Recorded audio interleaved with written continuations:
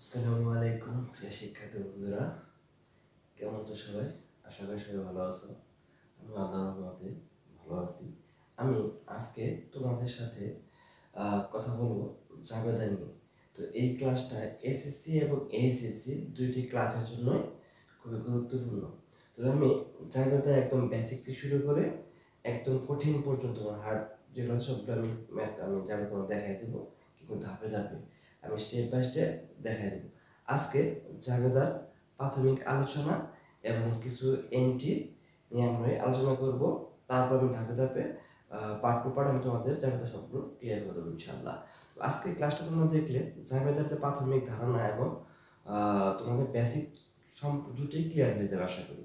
তবে ধৈর্য সহকারে তোমরা আমার এই ক্লাসটা দেখো এবং ইনশাআল্লাহ তোমাদের সকল রকমের সমস্যা সমাধান হয়ে যাবে।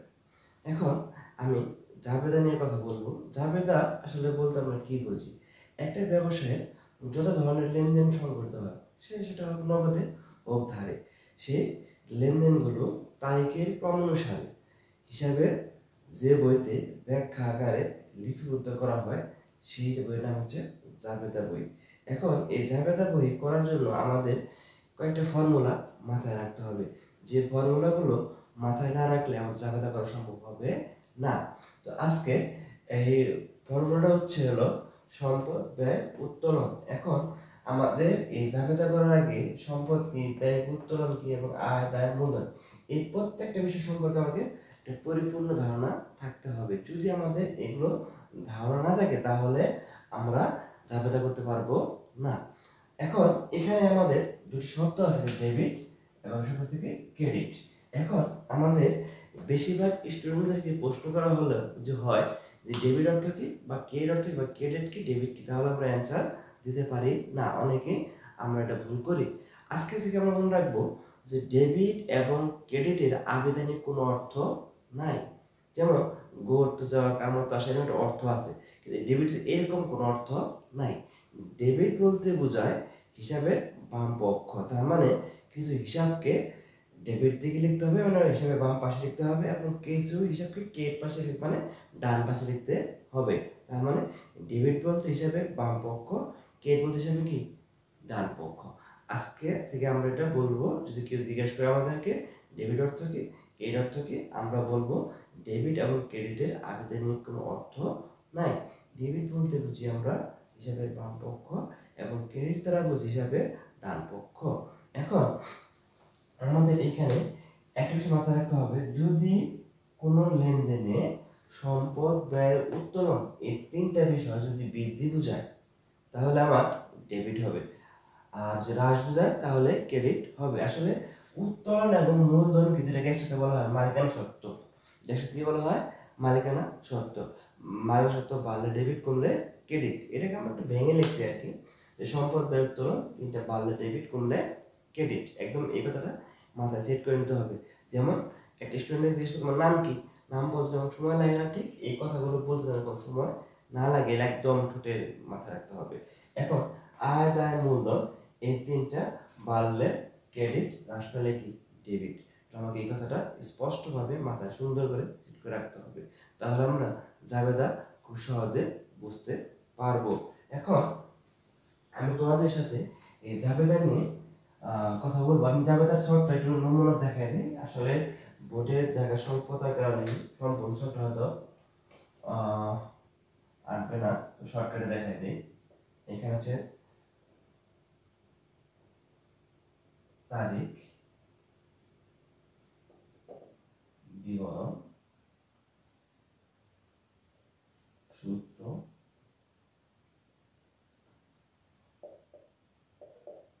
Debit, credit. পরে আমরা লিখবো জাবেদা বহি। আমরা কিভাবে জাবেদাগুলো করব? জাবেদা এই একটা ফিক্সড, যারা প্রথম ইন্টার ফার্স্ট ইয়ার মানে যারা সায়েন্স ব্যাকগ্রাউন্ড থেকে আসছো অথবা তোমরা কেবলমাত্র 9-এ উঠছো, তারা হয়তো এই শখ সম্পর্কে জানো না। তোমরা এই শখটা একদম ফিক্সড মুখস্থ করে নিবা যে এটা জাবেদা শখটা ফিক্সড, এর কোনো চেঞ্জ হবে না। তারিখ, বিবরণ, সূত্র, ডেবিট, ক্রেডিট। হ্যাঁ, আমি এখানে সূত্র লিখেছি, কোনো কোনো বইতে এখানে খতিয়ান পৃষ্ঠা কথাটা লেখা থাকে। এখন আধুনিক পদ্ধতিতে এখানে লেখা হয় সূত্র, আর সনাতন পদ্ধতিতে লেখা হয় এখানে খতিয়ান পৃষ্ঠা, যে কোনো লিখলে হবে, কোনো ভুল নাই। আচ্ছা, এখন আমরা জাবেদাগুলো কিভাবে করব? আমরা একটা মাথায় রাখবো যে প্রত্যেকটা লেনদেনে কমপক্ষে দুটি করে পক্ষ আছে। একে এই দুটি পক্ষ আমাকে নির্ণয় করতে হবে। তারপর আমি দেখব এখানে কি কি পক্ষ আছে, সেই পক্ষ মধ্যে দুটি পক্ষ মধ্যে কোন পক্ষ বাড়ছে আর কোন পক্ষ কমছে। যদি আমরা এটা ধরতে পারি জানার জন্য একদম ইজি হয়ে যাবে। এখানে বলা আছে যে ব্যবসায়ে নগদ অর্থ বিনিয়োগ। এখন ব্যবসায়ে নগদ অর্থ কে বিনিয়োগ করে? মালিক।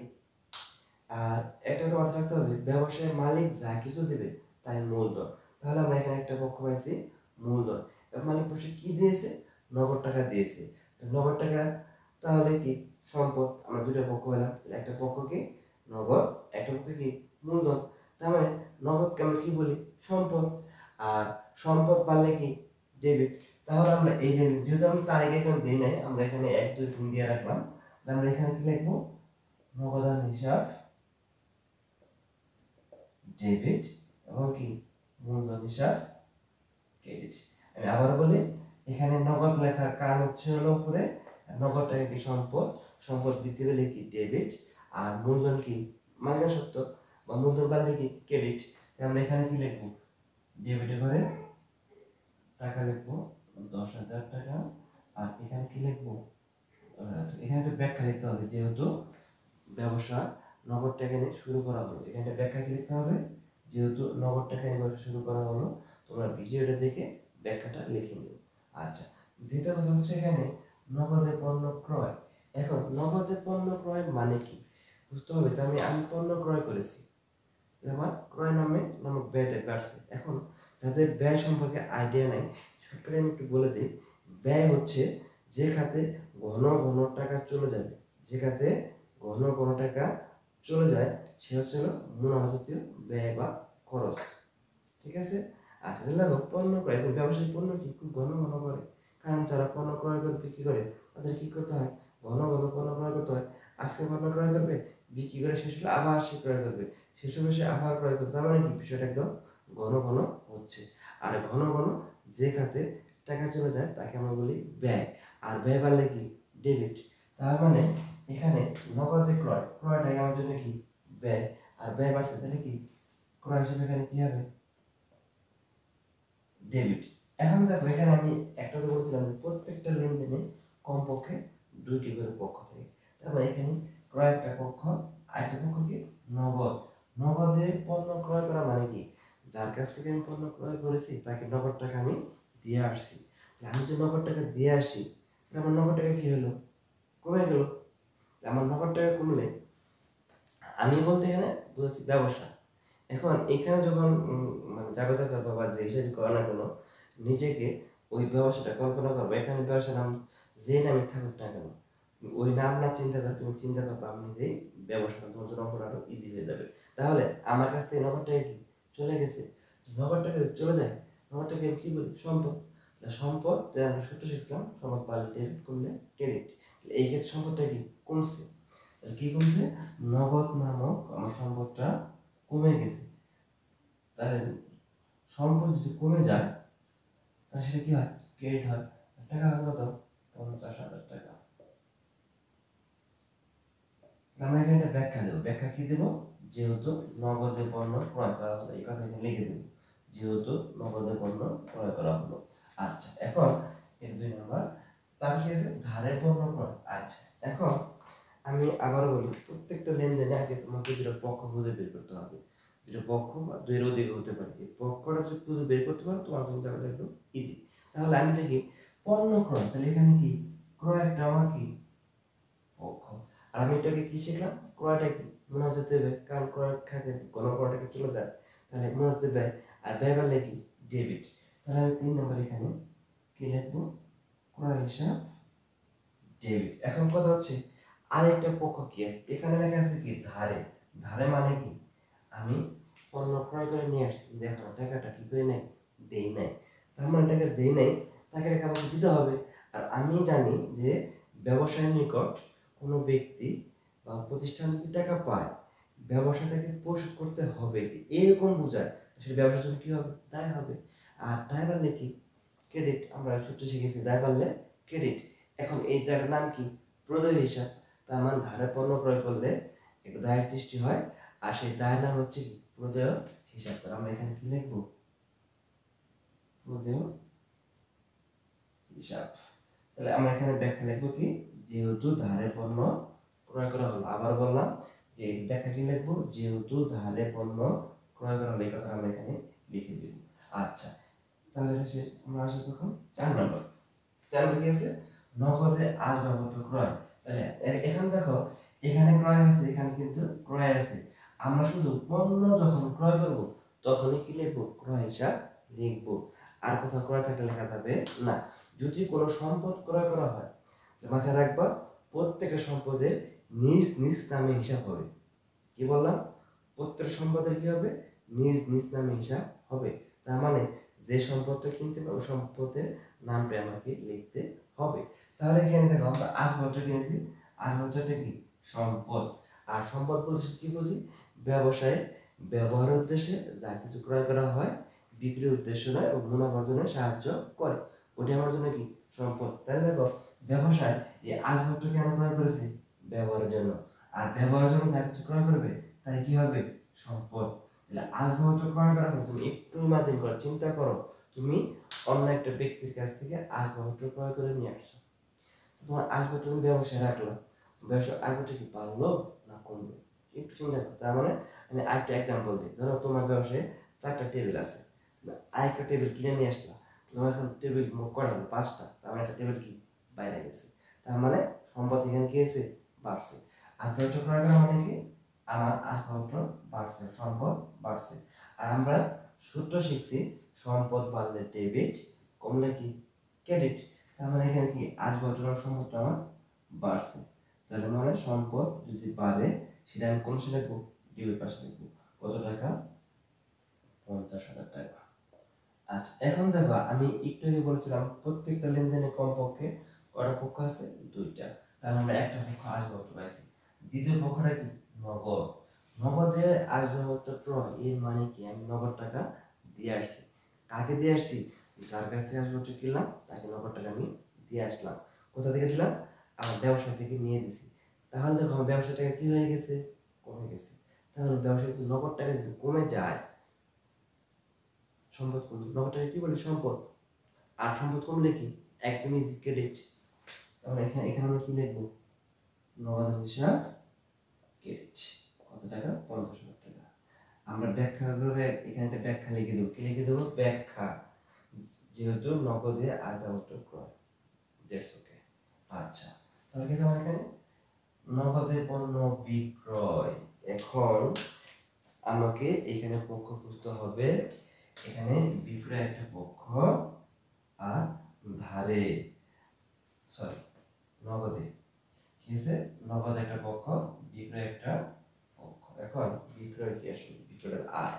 এখন আয় কি, মাথায় রাখতে হবে, যে ব্যবসা যে উদ্দেশ্যে শুরু করছে তার সেই কাজটা যে হয়, তার আয় হবে। যেমন ধরো, একজন দোকানদার পণ্য নিয়ে বসে আছে, কেন বসে আছে, সে পণ্যগুলো বিক্রি করবে। যদি সে পণ্যগুলো বিক্রি করতে পারে, তার আয় হবে। তার মানে এখানে বিক্রয়ের জন্য কি, আয়। তো একজন ডাক্তার বা একজন উকিল, সে চেম্বার খুলে বসে আছে, কেন চেম্বার খুলে বসে আছে, রুগী দেখবে। যদি সে রুগী দেখতে পারে, তার আয় হবে। রুগী না দেখলে আয় হবে না। ঠিক তেমনই একজন ব্যবসায়ী পণ্য বিক্রি করলে তার আয় হবে, পণ্য বিক্রি না করলে আয় হবে না। তার মানে আমরা বিক্রয় বিক্রি বলতে পারি আয়। আচ্ছা, আর এখানে আমরা একটা শিখছি যে আয় বৃদ্ধি পেলে কি, ক্রেডিট। আয় বৃদ্ধি পেলে কি, ক্রেডিট। আর এখানে নগদে বিক্রয় মানে কি, নগদে বিক্রয় মানে হচ্ছে নগদ টাকা বিক্রি করেছি, আমি নগদ টাকা আমার কাছে আসছে। ধরো আমি মার্কেটটা বিক্রি করলাম, তো মার্কেটটা চলে গেল এবং তার কাছ থেকে আমি নগদ টাকাটা নিয়ে আসলাম। আমার নগদ টাকা কি, বাড়ছে। আর নগদ টাকা কি, আমি কি বলি, সম্পদ বলি। আর সম্পদ যদি বাড়ে, সম্পদ বাড়লে চোখ বন্ধ করে বলবো কি, ডেবিট। সম্পদ বাড়লে কি হয়, ডেবিট। তাহলে আমরা এখানে লিখবো নগদান হিসাব ডেবিট 50,000 টাকা। সরি, হ্যাঁ 50,000 টাকা। আর বিক্রয় আয়, আয় মানে কি ক্রেডিট, তাহলে আমরা এখানে কি লিখবো, বিক্রয় হিসাব কত টাকা, 50,000 টাকা। ব্যাখ্যা লিখবো কি, যেহেতু নগদে পণ্য বিক্রয় করা হলো।